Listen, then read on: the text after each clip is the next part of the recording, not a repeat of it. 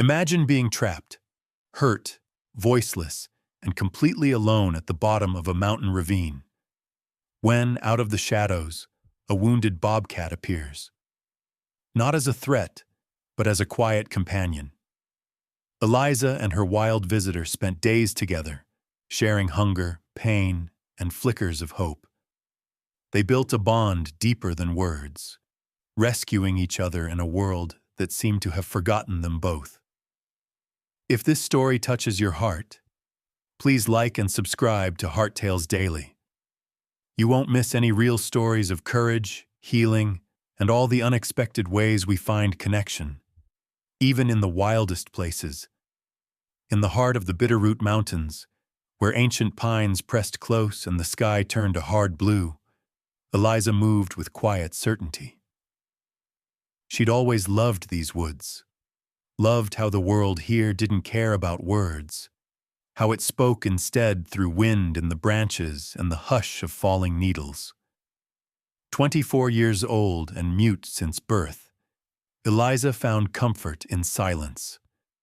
The same silence that often felt so heavy among people felt like freedom out here. Friday had brought storms that rattled the roof of her borrowed Subaru all night. By Saturday morning, everything was slick with rain, every leaf shimmering with dew. Eliza packed light: a small tent, 2 bottles of water, a granola bar, a simple first aid kit, and a well-worn map.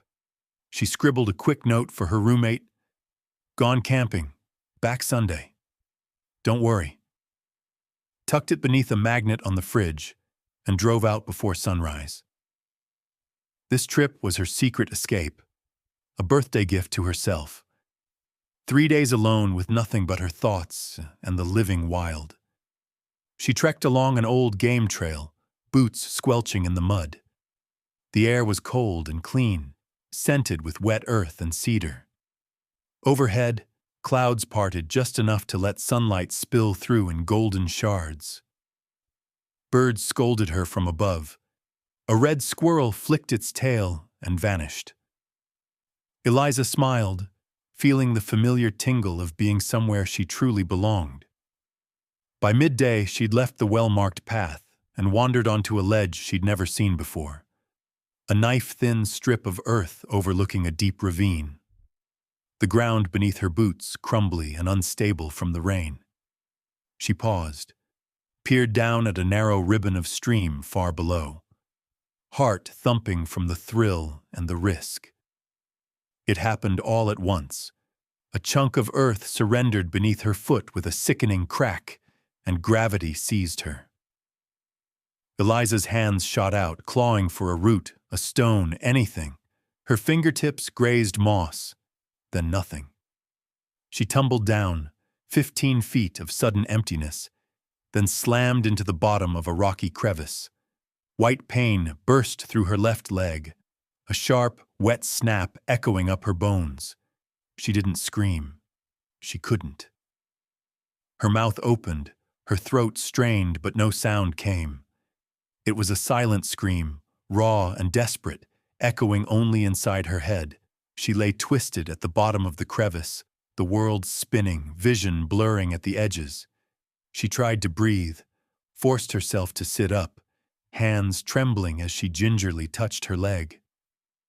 Broken, she knew it instantly, felt the unnatural angle, the sickening movement under her skin.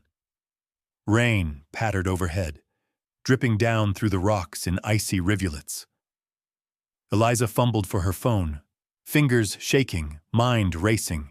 She pressed the screen, but the signal bars were gone. Just a red "no service" mocking her. No voice, no signal. No one knew she was here. The woods swallowed all evidence of her fall. Panic surged, sharp and breathless. She tried to pull herself up, bracing against the damp stone walls, but her leg howled in protest, a jagged lightning bolt of pain. Eliza bit her lip until she tasted blood, desperate to stay awake, to think. She couldn't shout for help, couldn't signal anyone with her voice. She was trapped in a prison of silence and stone. Minutes stretched, then blurred into hours. The light shifted, shadows lengthening across the rocky floor. Eliza inventoried her supplies, hands numb, half a bottle of water, a granola bar crushed from the fall, her jacket, her useless phone.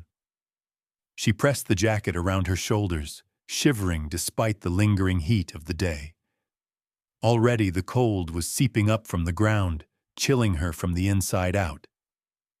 She studied the walls, searching for any handhold, any way out. Moss grew in clumps along the north side. Sharp stones jutted from the earth, but the rock was slick and treacherous.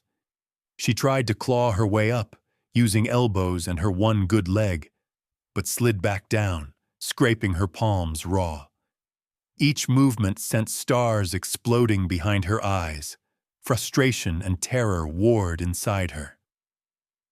She imagined the headlines: missing woman in Montana mountains, search abandoned after 4 days, her name becoming just another cautionary tale. Darkness pressed in, thick and total. The sounds of the forest grew louder. The creak of branches, the scurry of unseen things, the distant cry of an owl. Eliza lay back against the cold stone, breath steaming in the growing chill. She willed herself to stay calm, to think. She pulled out her map, unfolded it on her lap, tracing her route with a shaking finger. Maybe someone would notice she was missing. Maybe not. In that endless stretch of night, her mind raced through every mistake, every choice that had led her here. Why hadn't she told someone exactly where she was going? Why hadn't she stayed on the main trail? Why couldn't she call for help? Why couldn't she just scream? But no sound would ever come. Only the silent scream echoing through the wild, unheard by anyone but herself. And so, as the first stars pricked the sky above, Eliza lay motionless, the pain in her leg a distant drumbeat, her breath the only sign she was still fighting. Alone, voiceless, and utterly invisible beneath the ancient, indifferent mountains. As the daylight bled away, the air in the crevice thickened, the temperature dropping faster than Eliza expected. The Bitterroot Mountains weren't forgiving in summer nights, especially not down here, where the rocks sucked warmth from the body and shadows pressed close. Eliza huddled into her thin jacket, teeth clenched against the cold, pulling her knees up as best she could with the mangled leg sprawled awkwardly in front of her. She glanced at the sky, watching as the last smear of gold faded into bruised purple, then inky black. Far above, stars began to spark, so distant, so impossibly out of reach.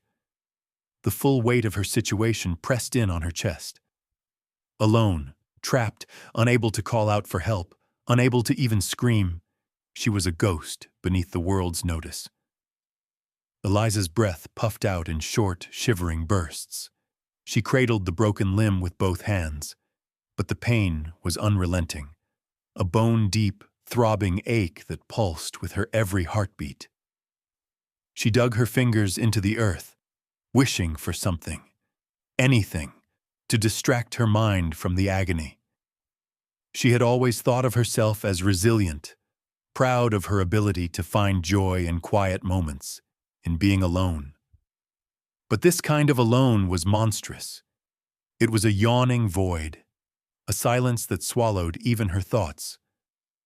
She fumbled for her water bottle, unscrewed the cap, and took the smallest sip, then forced herself to stop.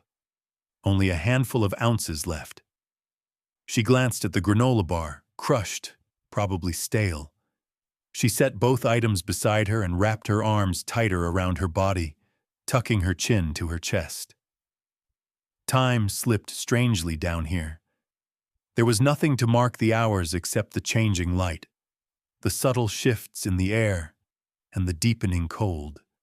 Eliza tried to keep her mind sharp by running through the details of her day, where she'd parked, which trail she'd taken, every step until the ledge gave way. She repeated them silently, over and over, like a prayer or a lifeline. Her thoughts kept drifting back to home. Would her roommate notice her absence? Would anyone look for her before it was too late? Eliza swallowed the rising panic, forcing herself to breathe slowly, deliberately. The pain in her leg wouldn't let her forget where she was, wouldn't let her drift off into the numbness she craved.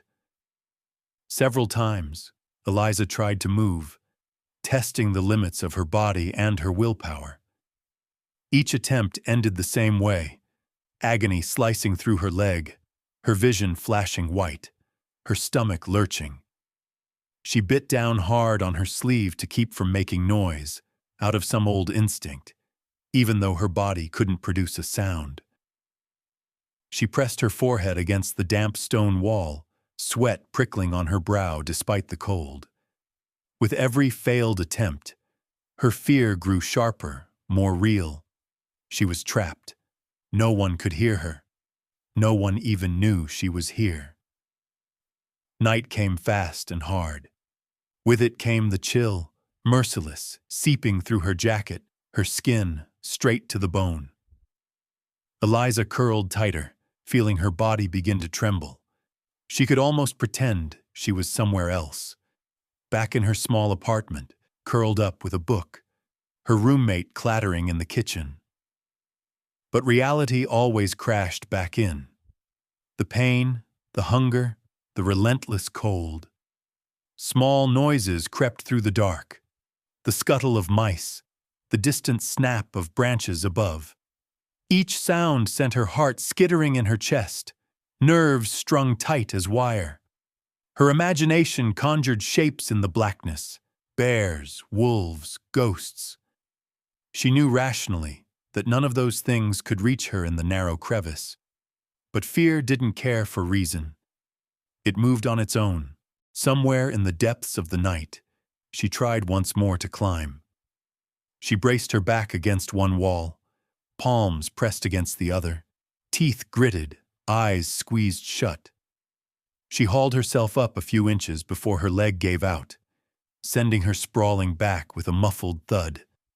Her hands shook so badly she couldn't unclench her fists for a minute after. She pressed them to her cheeks, forcing herself not to cry.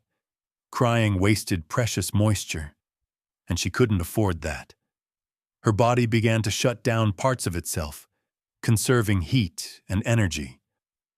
Her thoughts slowed, tangled with fragments of memory and dream. Eliza focused on her breathing, counting each inhale, each exhale, grounding herself in the rhythm. It was all she had to hold on to. The hours dragged on.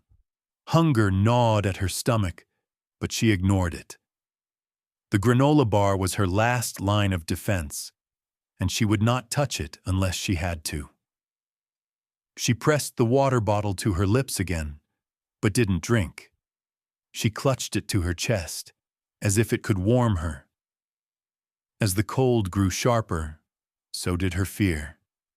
She knew enough about wilderness survival to understand the stakes: broken leg, no voice, no signal, scant supplies.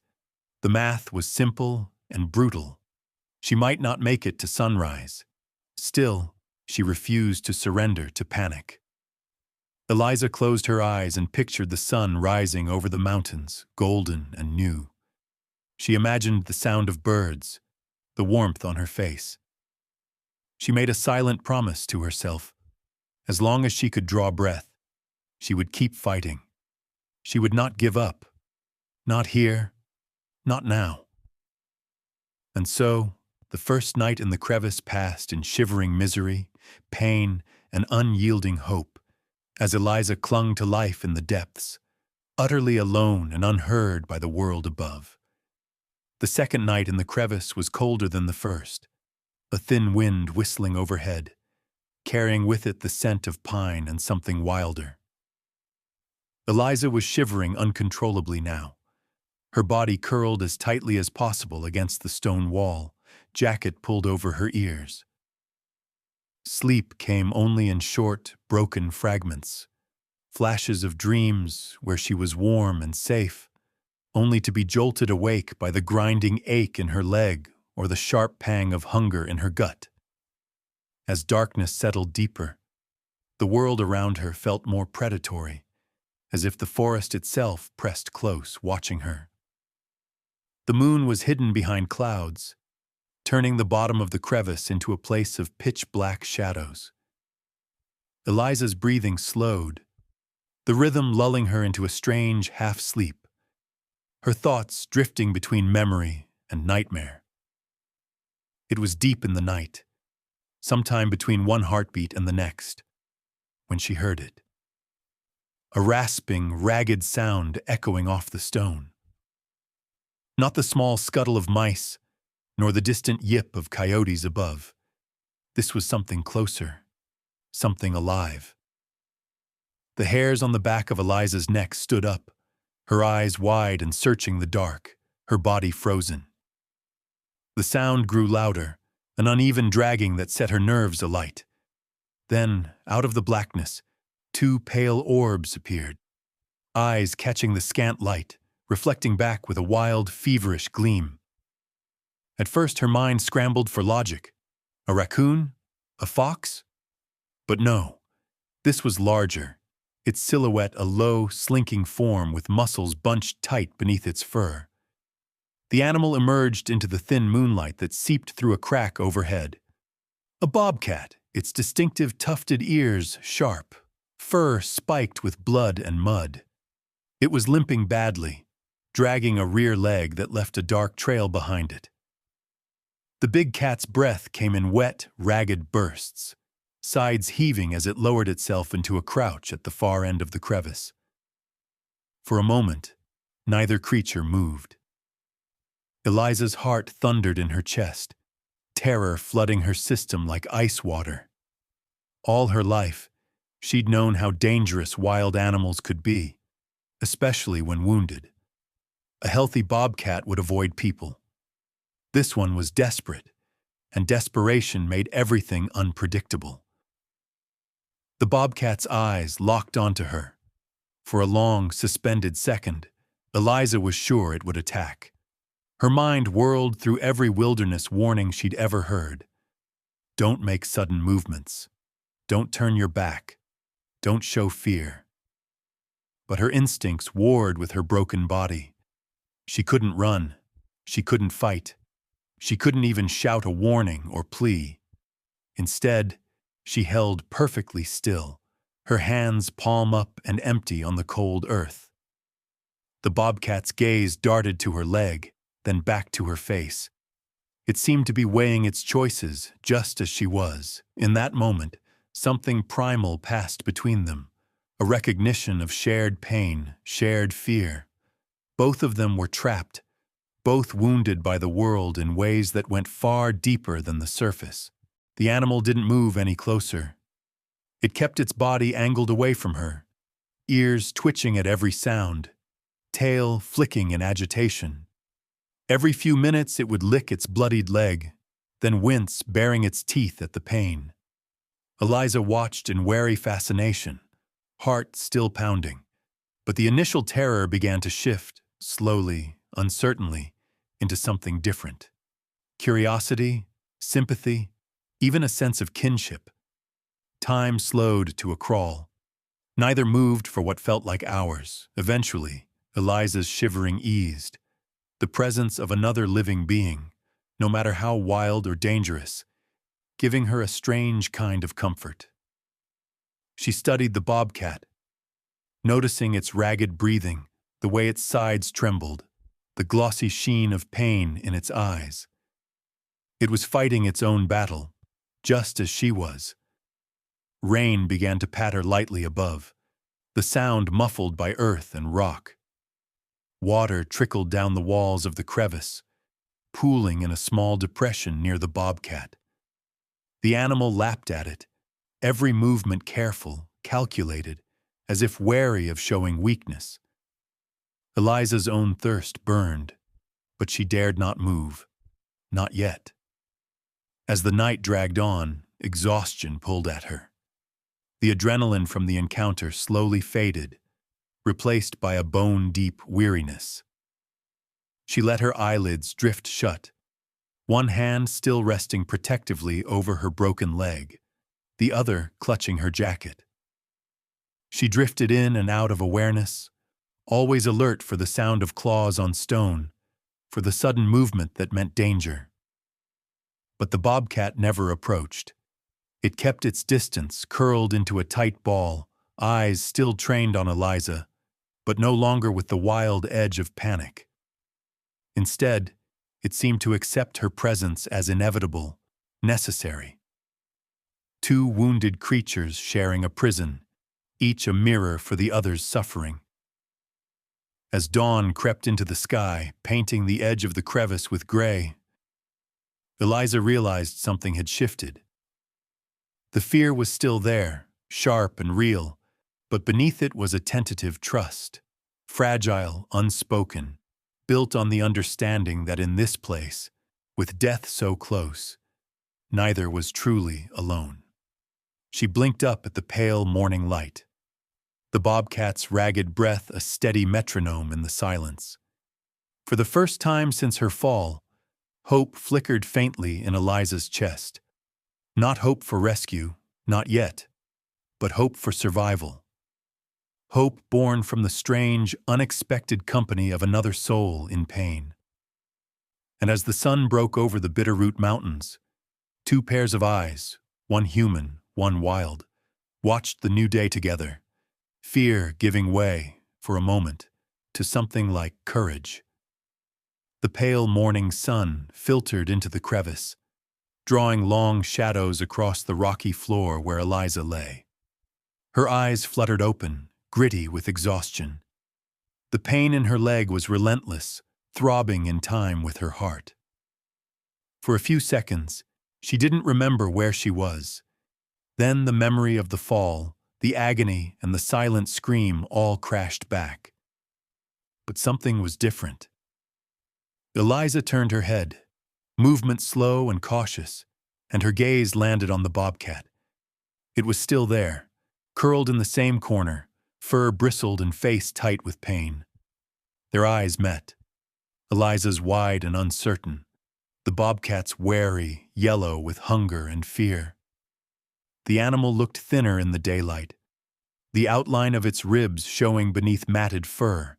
Its wounded leg was swollen and crusted with blood. The sight triggered a pang of empathy so sharp, Eliza almost forgot her own suffering. The morning stretched on. Eliza's thirst burned. Her lips were cracked, tongue heavy and thick. She fumbled for her water bottle, unscrewing the cap with trembling hands.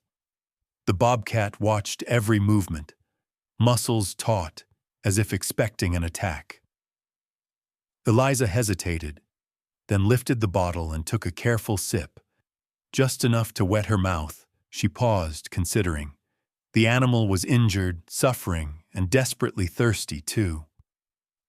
She made a decision, moving slowly, careful not to startle her wild companion.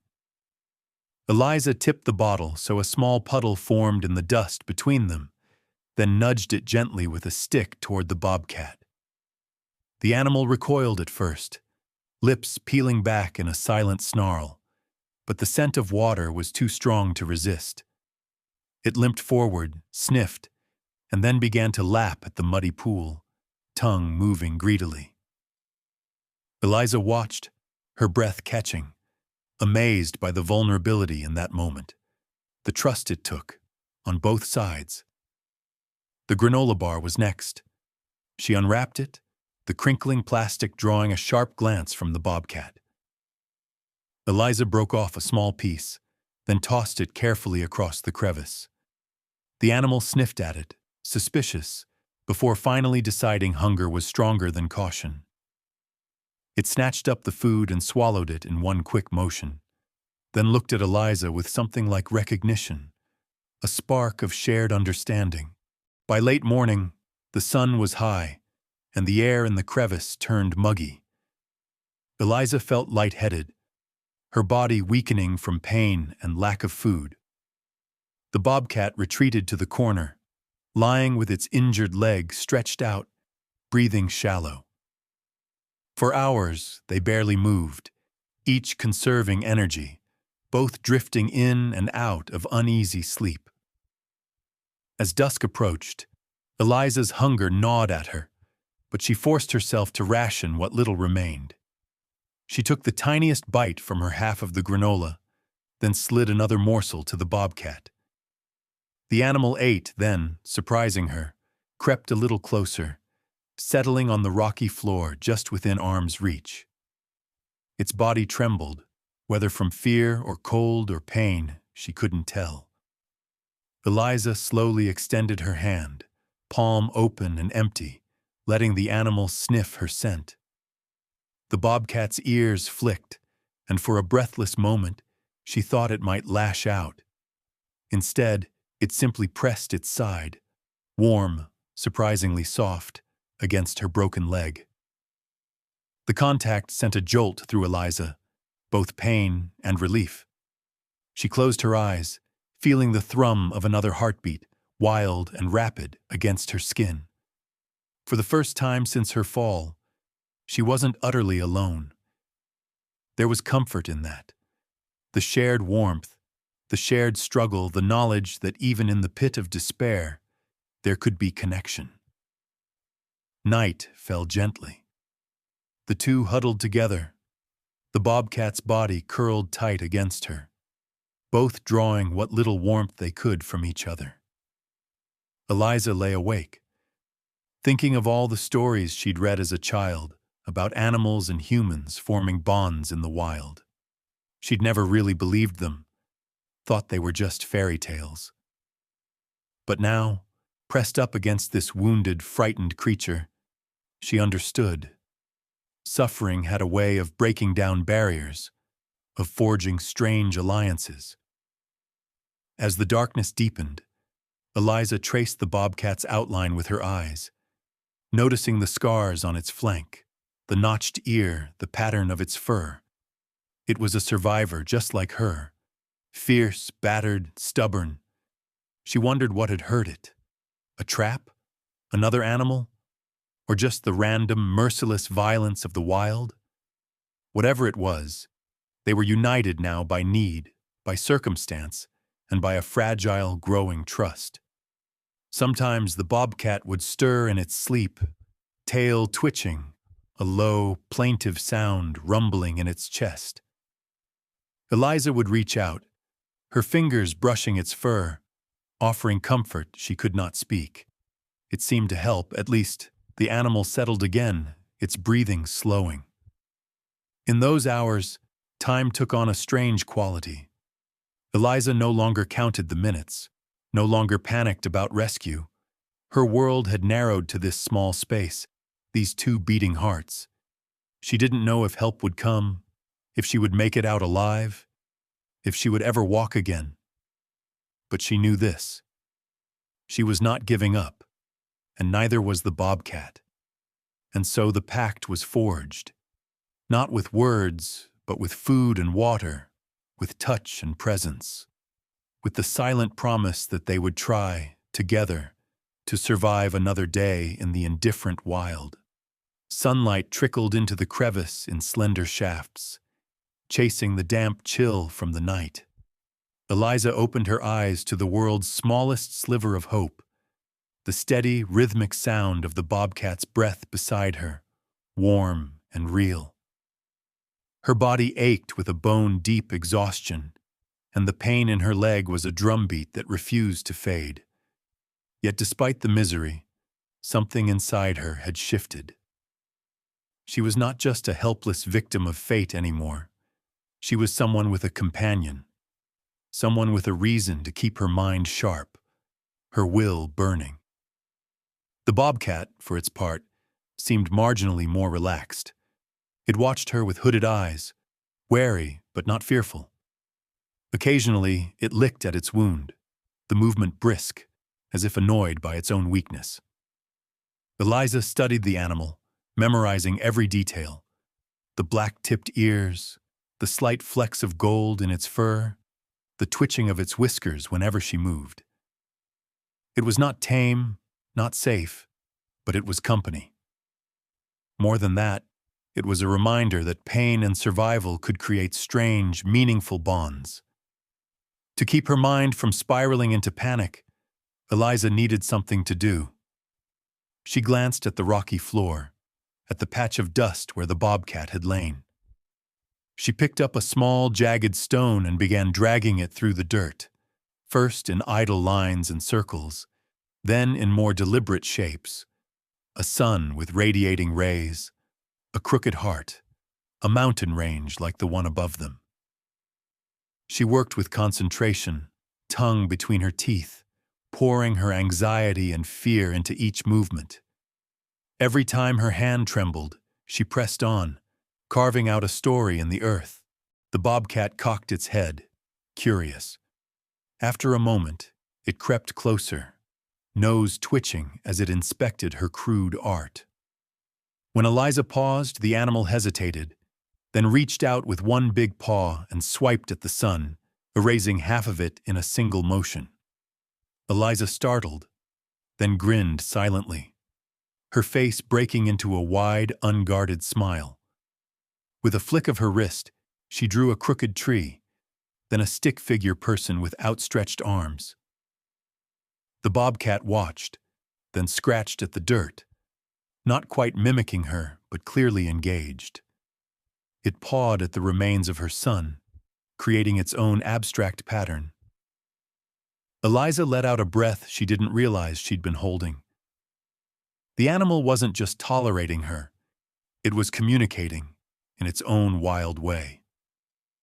For hours, this silent game continued. Eliza drew shapes and animals, sometimes obvious, sometimes just squiggles to pass the time. The bobcat would sniff, paw, sometimes roll onto its side and scatter her work entirely. She began to speak to it through these marks, drawing a fish when her stomach growled, a cloud when she was thirsty, a heart when the fear threatened to overwhelm her. In this strange language of dust and stone, they shared their needs, their moods, even a flicker of joy in the midst of suffering. At one point, Eliza drew a crude representation of her own broken leg, a stick figure with a jagged line through it. She pointed to herself, then to the drawing, then to her injured limb. The bobcat watched closely, then stretched out its own wounded leg as if to say, "I know." For a moment, a deep, almost sacred silence fell between them, the space heavy with mutual recognition. The day wore on, and hunger gnawed at them both.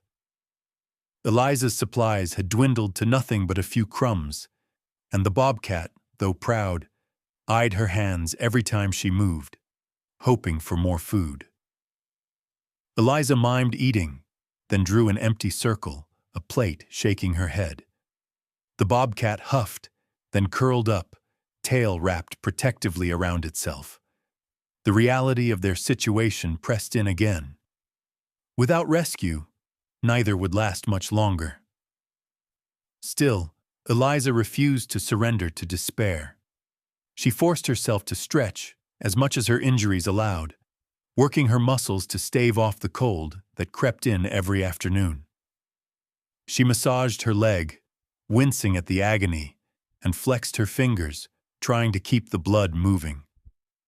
The bobcat watched her, sometimes copying her movements, stretching out its own body, flexing claws. If she scooted herself closer to the wall for warmth, it followed, settling at her side, a living shield against the wind. As evening approached, Eliza grew restless. She started scratching longer, winding trails in the dust. A maze, a path leading upward, over rocks and through trees, all the way to a little square labeled home. She pointed at the top, then at herself, determination blazing in her eyes. The bobcat stared, then pressed its nose to the path as if considering the journey. Darkness settled, and the ritual continued. Eliza drew a crescent moon, The bobcat smudged it away. She sketched a smiling face. It pawed at it, leaving only wild, random lines. It was a game, a language, a fragile lifeline between two creatures who had nothing left but hope and each other. Before sleep, Eliza pressed her hand into the dust, leaving a clear print. To her amazement, the bobcat placed its paw next to hers, the pads rough and warm. No words, no sound. Only the weight of their shared existence. As the stars blinked on above the crevice, Eliza realized she was no longer terrified of the silence. In fact, the silence felt full of meaning, of connection, of the strange, wild friendship blooming in the shadows. For the first time since her fall, she let herself drift toward sleep not as a victim, but as a survivor, arm in arm, human and bobcat, both scarred, both stubborn, both alive. The fourth day dawned with a sullen grayness. The Bitterroot Mountains above the crevice shimmered with dew, but sunlight never quite reached where Eliza lay. The sharp chill gnawed through her thin jacket, seeping into her bones. Her mouth was painfully dry. Hunger had given way to something emptier, a gnawing hollowness that filled her chest and dulled her mind. She was running out of strength, and even the will to keep her eyes open flickered uncertainly. The bobcat lay pressed against her side, body trembling with fever. Eliza could feel its shallow breaths, each one raspy and uneven.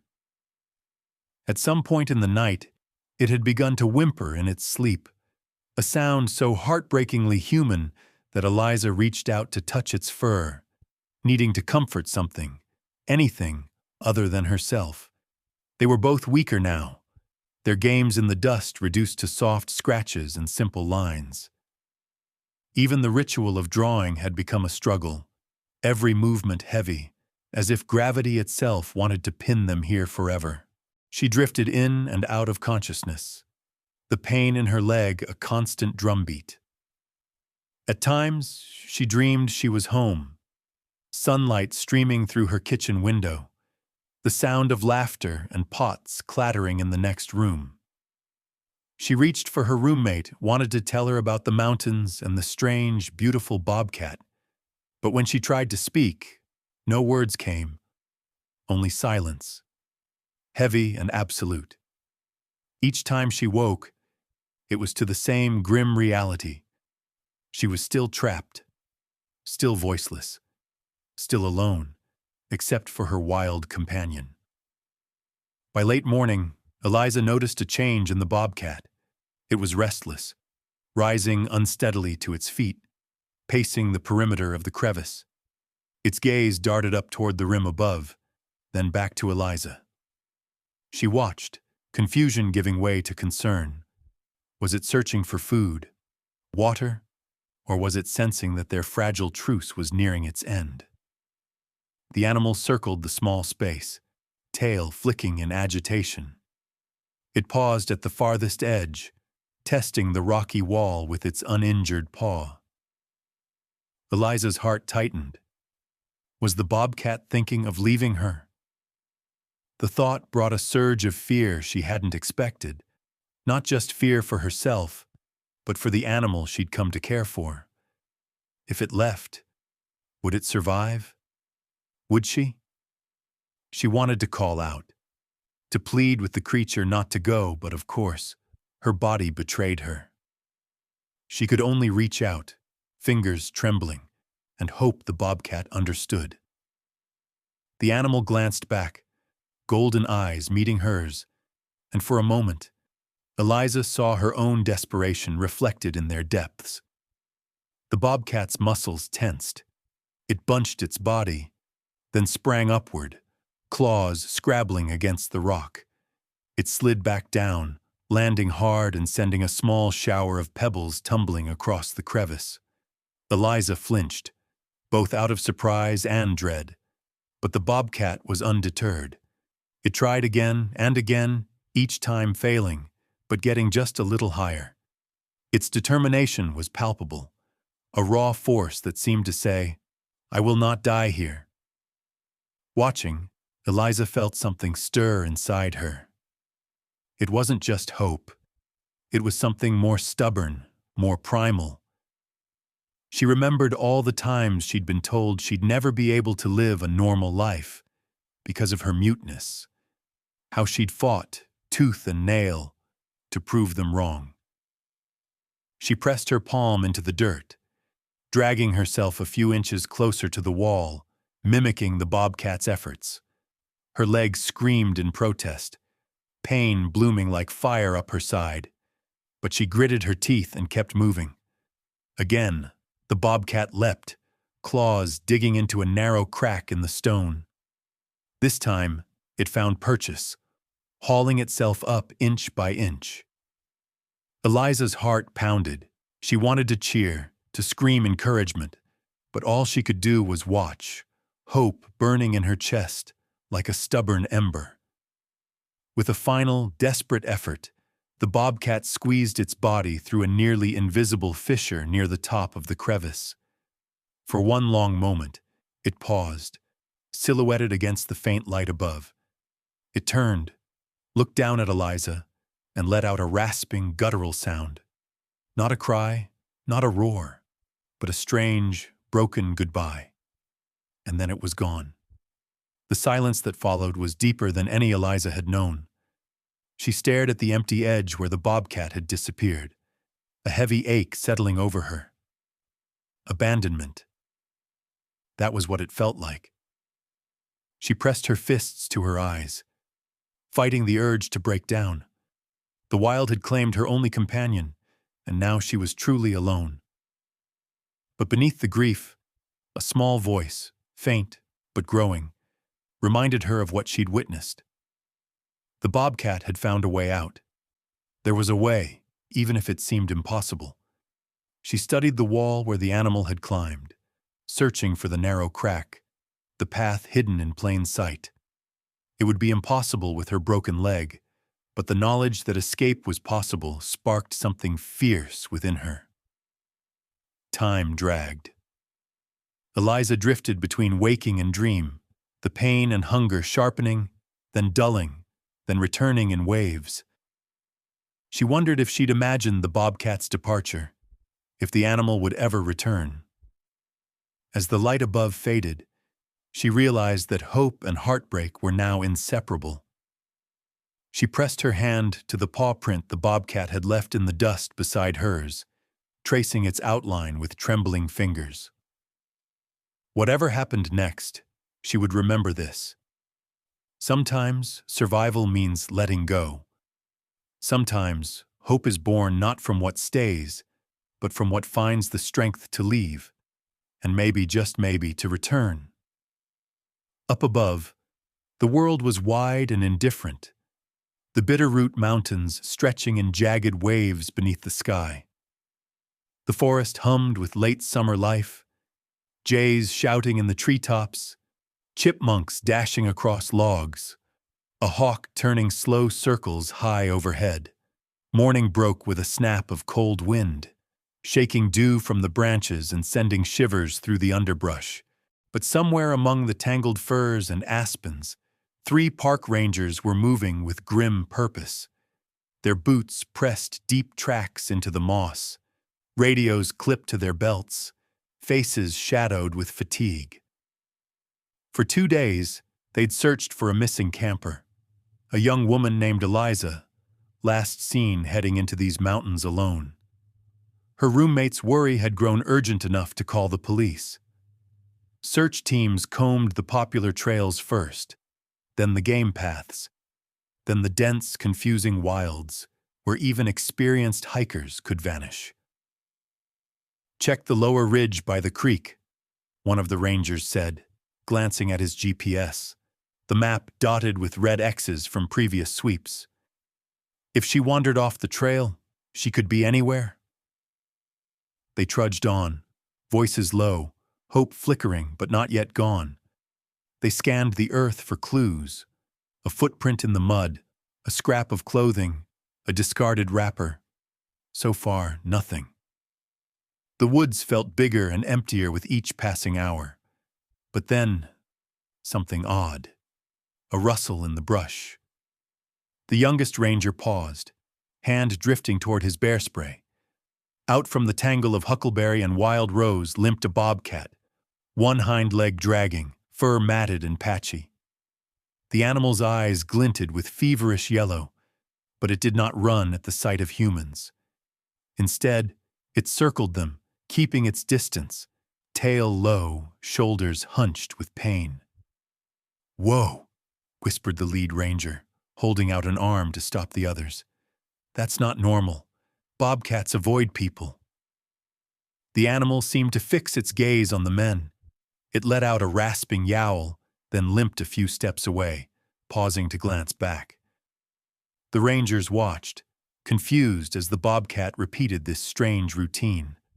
Approach, yowl, retreat, wait. The behavior was not aggression. It was a kind of urgent communication, as if the wild creature had become a messenger, trying to guide them somewhere.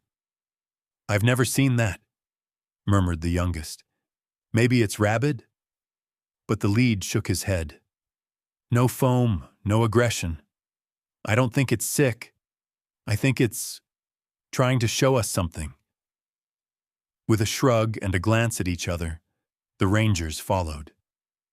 The bobcat limped ahead, pausing at intervals to be sure the men kept up, then darting forward as fast as its wounded leg would allow. Through thickets and over slick stones, it led them off the main trail, into territory few humans ever walked. The rangers stumbled, branches slapping their faces, boots sliding on wet earth.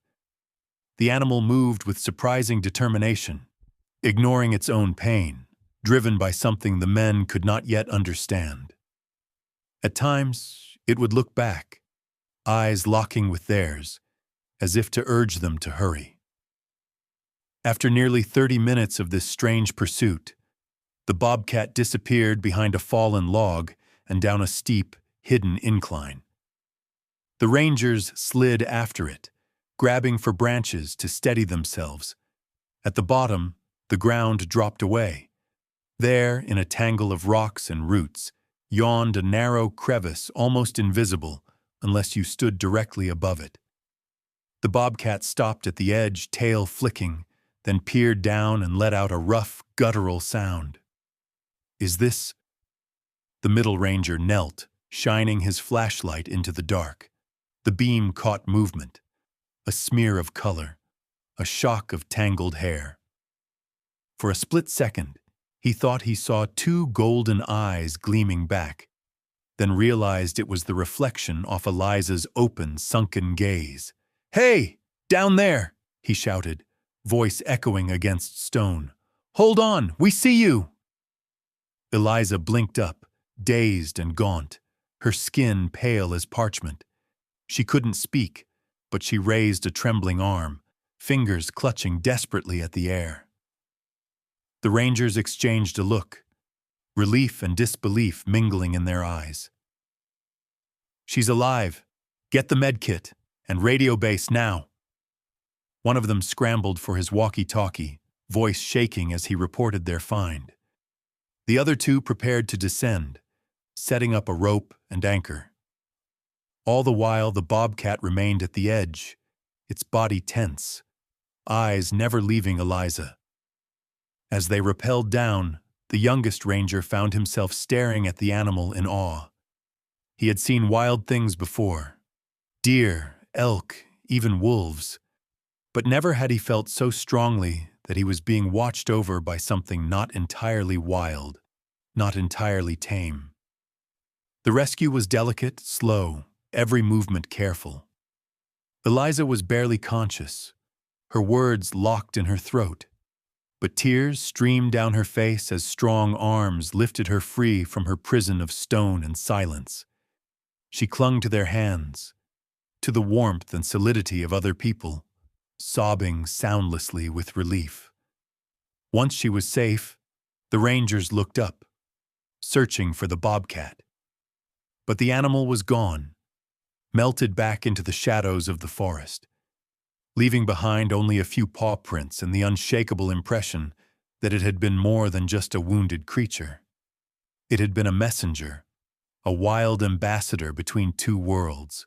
As they carried Eliza toward safety, the woods seemed to hush in respect, the morning brightening as if in celebration.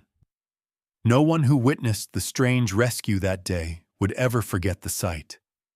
A young woman pulled from the jaws of death, and the ghostly, limping bobcat who had shown the way. The woods pulsed with a new energy as the rangers carefully lifted Eliza from the depths of the crevice. Her body was feather-light in their arms, bones prominent, cheeks hollow, skin cold as the stone she'd slept on for days. For the first time in what felt like a lifetime, Eliza was surrounded by human voices, gentle, urgent, reassuring. Even if she couldn't reply, she drank in every word like water. They bundled her in a thick, scratchy blanket and gave her sips of electrolyte water, the tang of salt and sugar a shock to her parched mouth. A ranger crouched beside her, shining a light over her battered limbs, shaking his head in amazement. "You're one tough kid," he murmured, the words meant as comfort and marvel all at once. Eliza's mind spun with fragments, faces, hands, the snap of the rescue harness, the cold rush of wind as she was lifted to the surface. All the while she searched the tree line, heart pounding with a strange longing. She expected to see the bobcat waiting, golden eyes aglow in the shadows, but the animal was gone, returned to its world, wild and unknowable. A medic checked her leg, the verdict grim but not hopeless. "Compound fracture. But you held on. You kept it clean. That probably saved your life." Another ranger pressed a satellite phone to his ear, relaying her coordinates to a waiting ambulance team at the trailhead. As they loaded Eliza onto a makeshift stretcher, the youngest ranger hesitated, then looked into her eyes. "We saw a bobcat up here. Hurt, but it led us right to you. Was it with you?" Tears spilled down Eliza's cheeks. She nodded, slow and emphatic, and struggled to sign the words. "It saved me. We understood each other." Her fingers shook with exhaustion and emotion, but the message was clear. The rangers exchanged looks, some skeptical, others awestruck. "She's saying the cat stayed with her," the lead ranger translated quietly. "You know, I believe it. That was no normal animal. That was something else."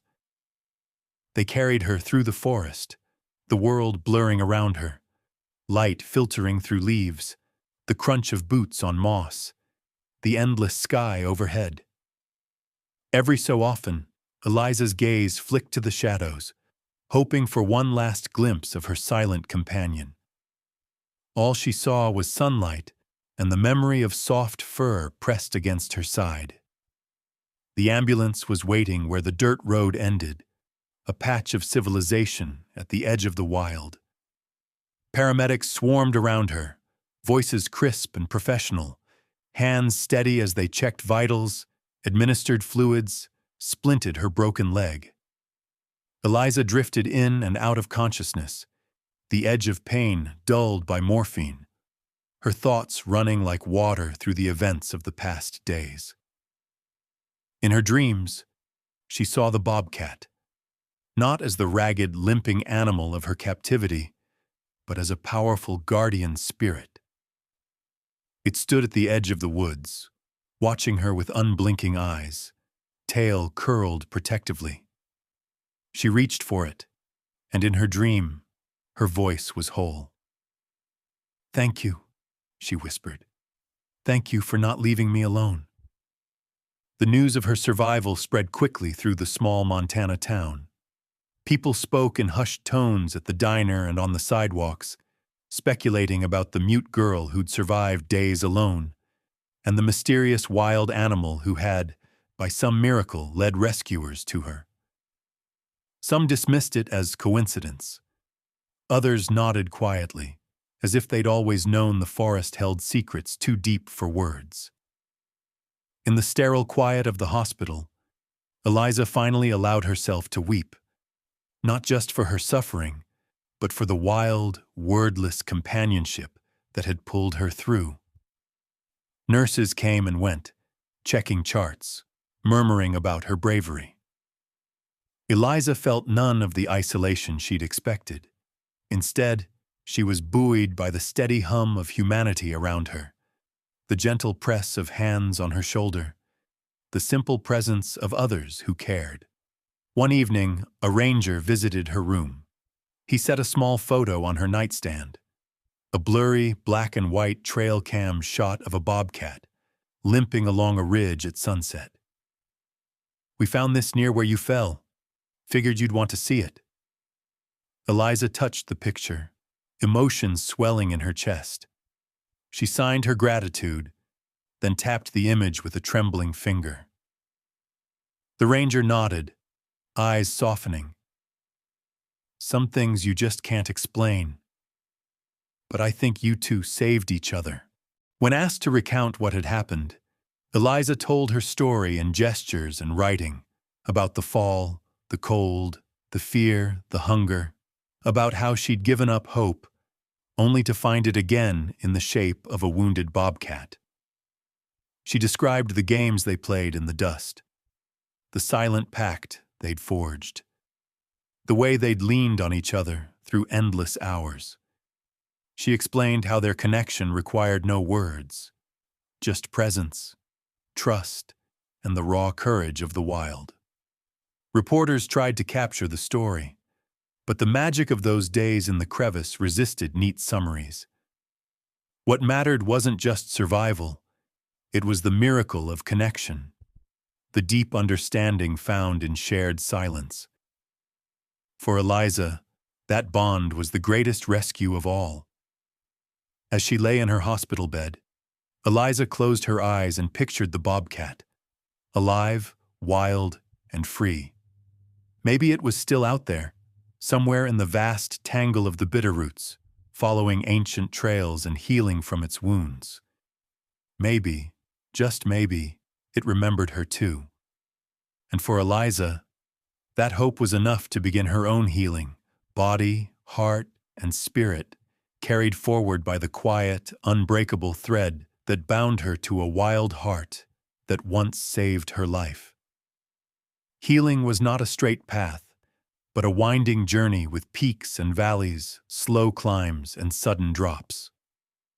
Eliza spent the first weeks after her rescue in the hospital, her legs splinted and braced, her body swaddled in blankets, her mind drifting between sleep and waking. Doctors and nurses came in waves, adjusting medication, monitoring her progress, murmuring encouragement. Friends and neighbors stopped by, leaving cards and flowers, and sometimes just sitting with her in comfortable silence. She was grateful for their presence, but it was the quiet that comforted her most, the hush in which she could still feel the echo of her wild companion's heartbeat. She often woke at night to the memory of the crevice, the jagged rock pressing against her back, the cold ache in her bones, the bobcat's steady breath beside her. She remembered every detail, the rough warmth of its fur, the trust in its golden eyes, the way they'd drawn together in the dust to keep loneliness at bay. She missed the animal in ways she struggled to explain, even to herself. Their bond, forged in the shadow of death, was something that had no words in any language she knew. The town buzzed with talk of her survival, but Eliza kept her memories private, sharing only the simplest version of her ordeal with the outside world. When asked, she would smile softly and sign, "I wasn't alone." That was all she needed to say. Weeks became months, and gradually Eliza's body grew stronger. She endured painful sessions of physical therapy, learning to walk again with crutches, then a cane. Every step was a victory. With each new milestone, she thought of the bobcat, how it had limped but never stopped moving, how it had pressed on, injured but determined, refusing to give in. That memory became her mantra. If the bobcat could survive, so could she. One autumn afternoon, after a long session at the rehab center, Eliza visited the ranger station. She carried with her the trail camera photo, the blurry image of the limping bobcat that the ranger had given her in the hospital. The lead ranger greeted her with a warm smile. "You holding up?" he asked. Eliza nodded, then showed him the photo. She signed, "Any news?" The ranger hesitated, then pulled out his phone. "Funny you ask," he said, swiping to a new picture. "We picked up a bobcat on another camera. This was just last week. See, same leg, still limping, but alive." He handed the phone to Eliza. The image was grainy, taken at twilight, but there was no mistaking the animal's silhouette. The bobcat stood on the edge of a ledge, head turned as if searching for something, someone it had left behind. Emotion welled in Eliza's chest. She traced the outline of the animal's body with her finger, silent tears running down her face.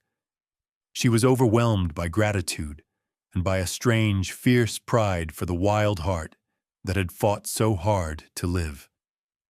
After that, Eliza kept the photos close. She tucked the original image into her wallet, a talisman she would never part with. Sometimes, she would take it out and run her thumb over the faded paper, remembering every moment in the crevice. It became her private reminder that not all heroes wore capes, and not all rescues came with shouts. Some came on four paws, silent and scarred, with nothing but instinct and courage to guide them. As her strength returned, Eliza found herself drawn back to the forest. Not to the exact place where she'd fallen, but to the trails that bordered the wild, untamed places of the Bitterroots.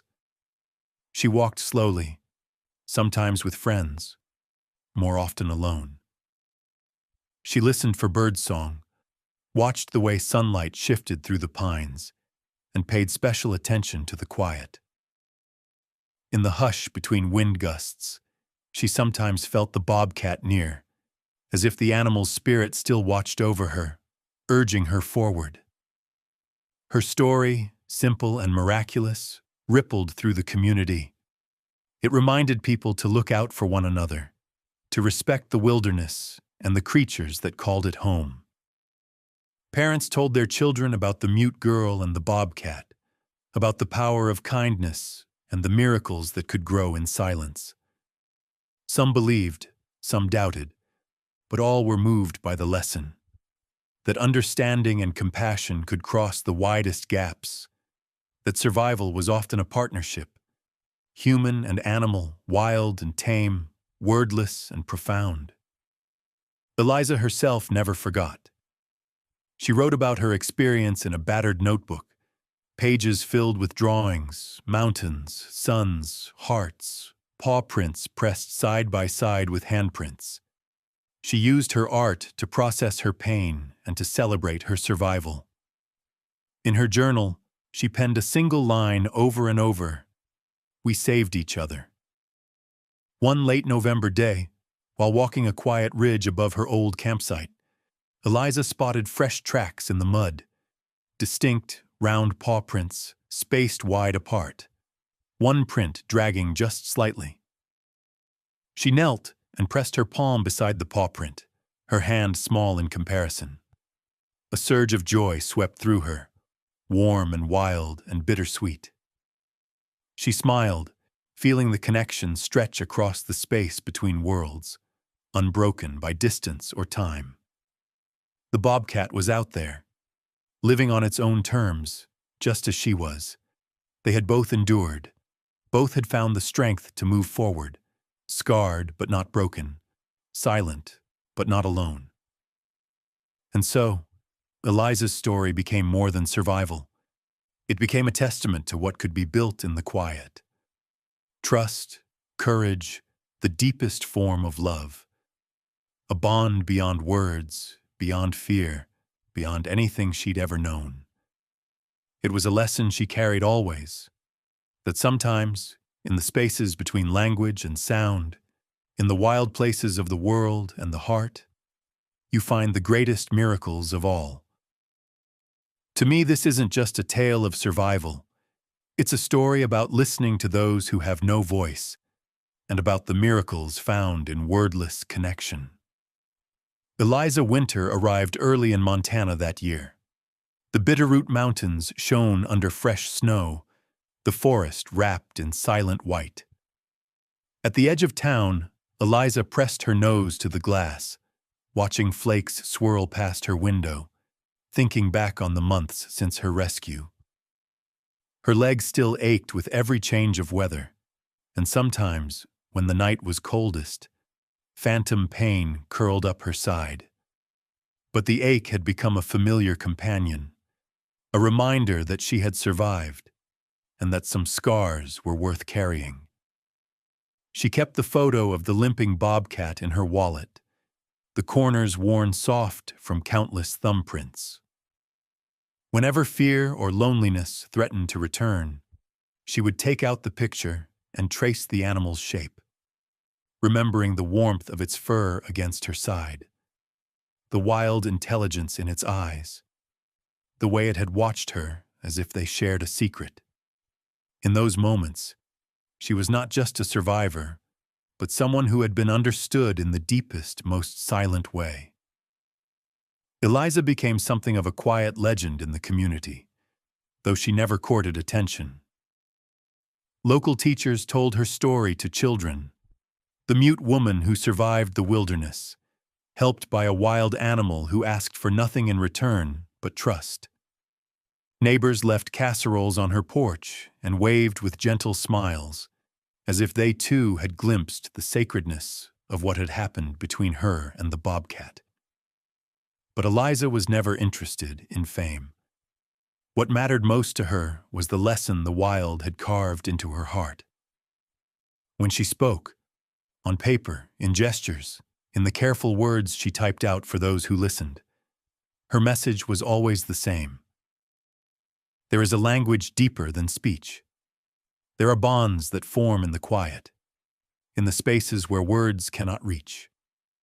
To be truly seen and understood, sometimes all you need is the presence of another soul, human or animal, stranger or friend, who simply stays by your side through the darkness.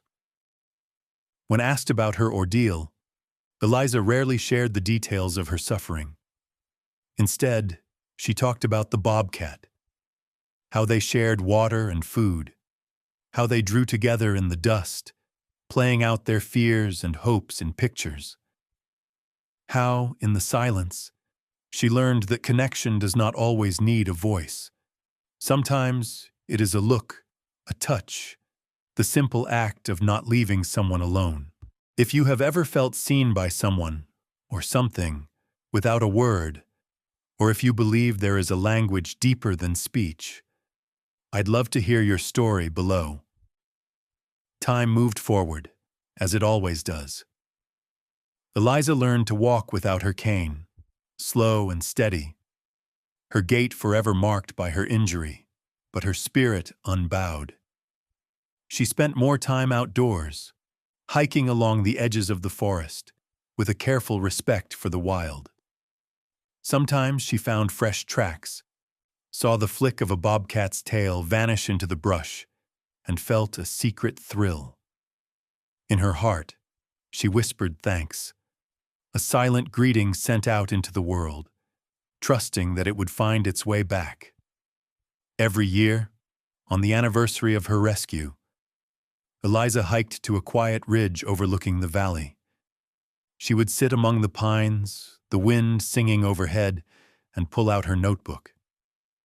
There, she wrote letters she'd never send, words she'd never speak, messages carried on the wind to the friend who had once saved her life. It became a ritual, a celebration of survival and of the miracle of being understood. Her story spread, a ripple moving outward. People reached out to her, some in person, others in letters or online messages.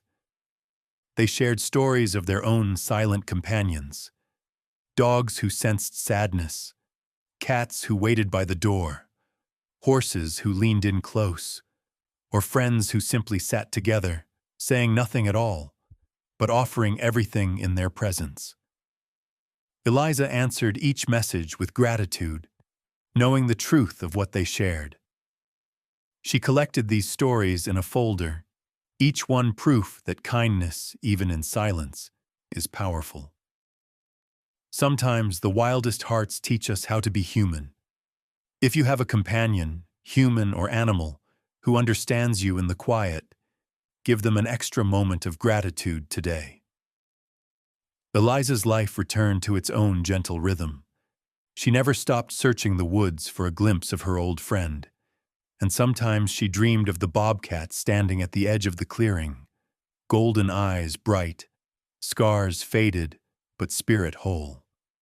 She knew, in her bones, that even if she never saw the animal again, their bond would last. Quiet and unbreakable, a thread stretched between two souls who had survived together.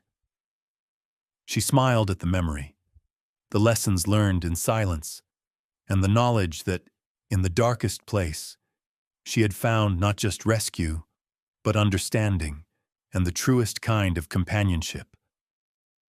And if you find yourself lost, or lonely, or afraid, remember Eliza's story. Remember that there is a world of connection waiting in the quiet. Sometimes, all it takes is the courage to reach out and the faith that something or someone will answer. So share this with someone who could use a reminder that kindness, even in silence, is powerful. Let your own wild heart show you the way home. Thank you for following Eliza's journey. If this story touched you, I hope you'll pass it along or share your own moments of connection below. After all, sometimes the quietest stories are the ones that change us the most.